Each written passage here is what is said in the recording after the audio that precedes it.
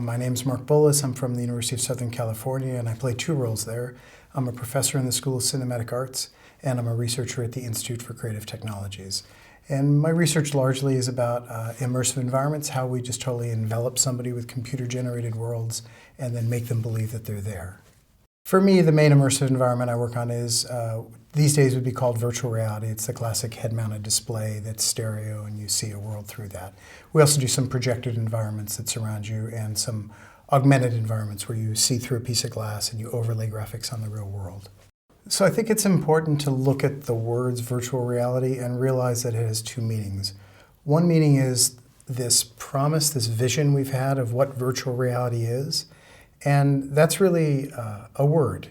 It's an idea, it's a metaphor that we're going to strap these displays on our head and be transported to a computer-generated world.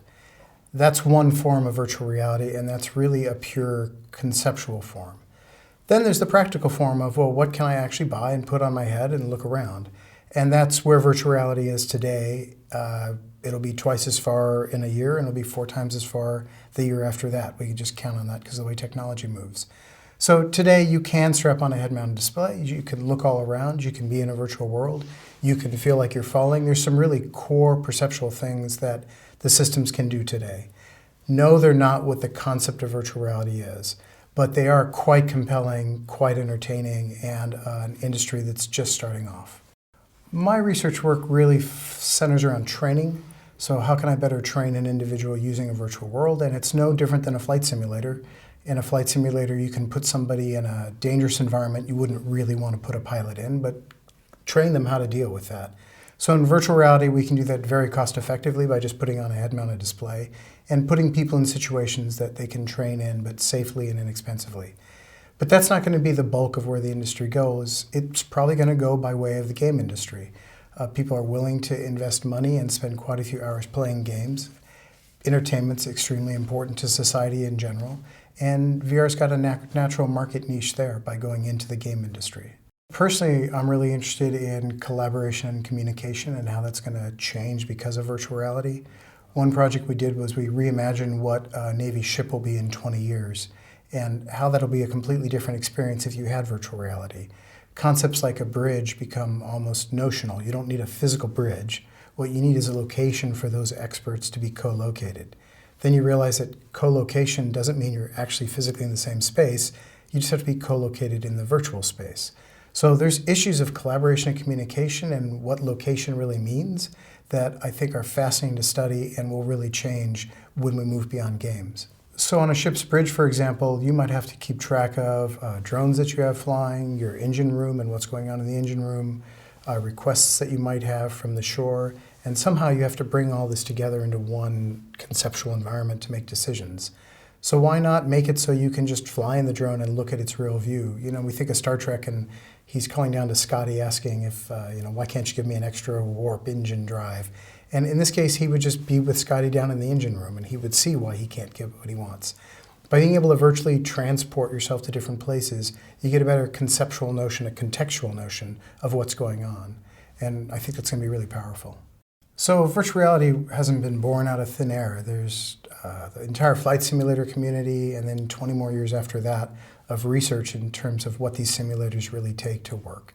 So there's perceptual psychologists, there's a lot of researchers that have looked into stereoscopic vision, hearing, head tracking, motion, vergence, all these things that lead to where we are now. That being said, the industry is just taking off and they may or may not look at any of that research as they move forward. But there's a lot of thought given behind what it takes to make somebody believe they're in a different space, what that equipment really needs to do and what the software has to accomplish. So interestingly, from my perspective, there has not been a major hurdle that's held VR back. In fact, the displays we see today, I had displays 20 years ago that pretty much meet those specs.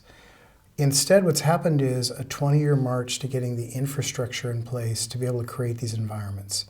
If you think about the conceptual notion of VR, we have to be able to create complete computer-generated worlds to have a place we want to go. The problems of the displays and the tracking and all that, my lab worked on that. That's doable. That's not a problem.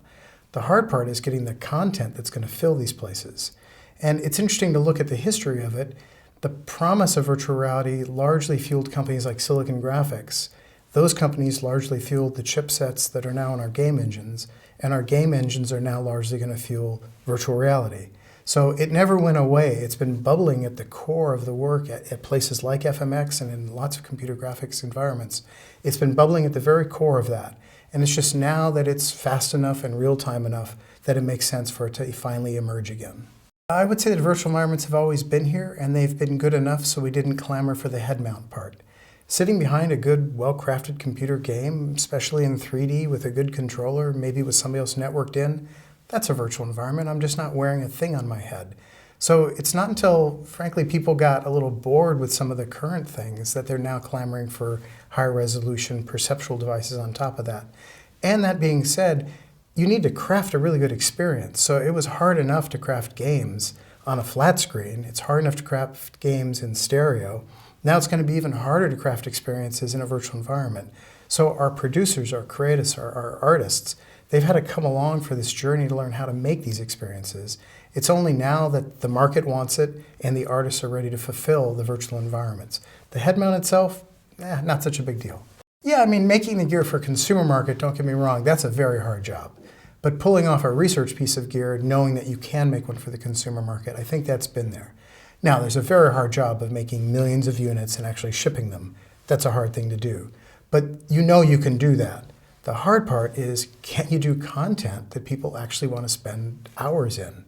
And that's what we still have to see. It's hard to read the tea leaves on this one, but it seems like a key hit or two in the game space will get people to buy the head-mounted displays. You'll go to somebody's house, you'll have an amazing experience with a head-mounted display on, you'll have to go buy one for yourself. And those games already have an industry behind them of people that know how to create that content. So that's where we're most likely going to see the first key hit.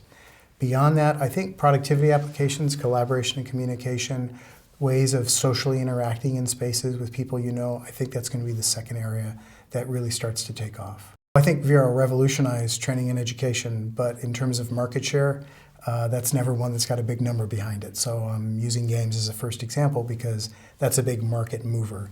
And I think social networks and ways of sharing spaces with friends, that's another large market force. No doubt it's going to revolutionize training. I think it's also going to revolutionize things in medicine.